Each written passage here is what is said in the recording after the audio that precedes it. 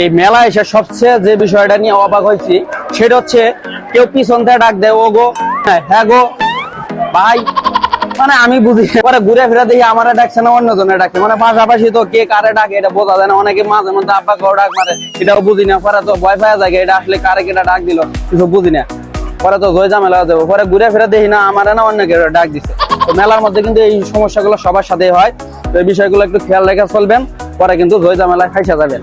আমি আমার ক্যামেরাম্যান খুবই টায়ার্ড হয়ে গেছে, টায়ার্ড, তো তার জন্য একটু খাবার খাদ্য দরকার আছে।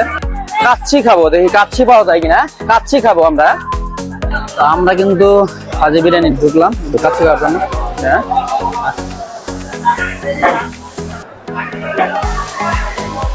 একদম ভিতরে বসলাম। মেনু কই ভাই? মেনু মেনু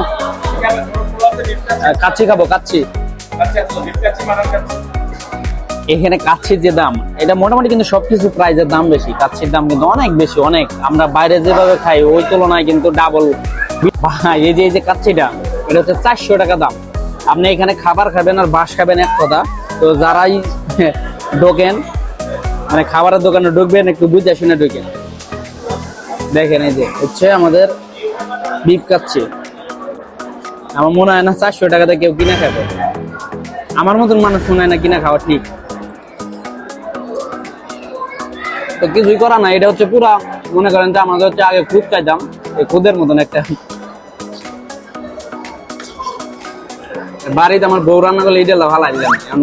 যারা জীবনে কোনোদিন বাঁশ খান নাই, এই বাণিজ্য মেলা এসে এই যে হাজি বিরিয়ানির ভিতরে ঢুকবেন, দেখেন বড় বড় বাঁশ খাইবেন। এইখানে পোলার নামে আপনারা দিবে খুদের ভাত আর 2 টুকরা মাংস দিয়ে দাম নিবে হচ্ছে 400 টাকা। তো যারা বাণিজ্য মেলা এসে বাঁশ খাইতে চান, এই যে হাজি নান্না বিরিয়ানির মধ্যে ঢুকবেন, হাজি বিরিয়ানির ভিতরে ঢুকবেন, দেখবেন যে কত বড় বড় বাঁশ আপনাদের জন্য রেডি করে রাখছে। তো সবাই ভালো থাকবেন, সুস্থ থাকবেন, বাণিজ্য মেলা এসে বড় বড় বাঁশ খায়।